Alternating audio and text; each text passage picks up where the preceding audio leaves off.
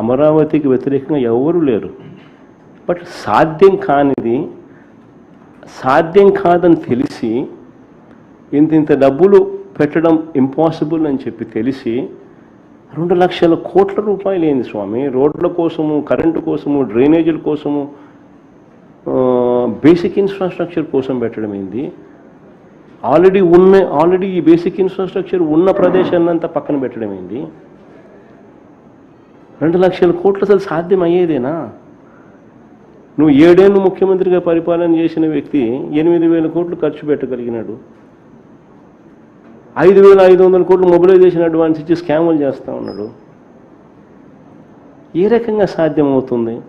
సాధ్యం కానిది ప్రజలను మభ్యపెడుతూ మోసం చేస్తూ రాష్ట్ర ప్రజలకు అసలు ఏ క్యాపిటల్ లేకుండా చేసే కార్యక్రమం జరుగుతుంది కుట్రలో భాగంగా. వేరే ఇంతకుముందే నేను చెప్పా, మావిగన్ ప్లాన్ బి. సరే, నేను చెప్పిన విశాఖపట్నం ఆలోచన నీకు నచ్చలా, సరే మావిగన్ ప్లాన్ బి చెప్పిన. హైవే పక్క డిక్లేర్ చేసి హైవే పక్కన కట్టు. ఆ బిల్డింగ్ ఇంకా ఆ నుంచి షిఫ్ట్ చేసాడు కట్టు, ఇంకా పూర్తిగా ముద్ర పెట్టలే కదా, షిఫ్ట్ చేసాడు కట్టు. అట్లీస్ట్ ఈ ప్రాంతం అంతా బ్రహ్మాండంగా డెవలప్ అవుతుంది.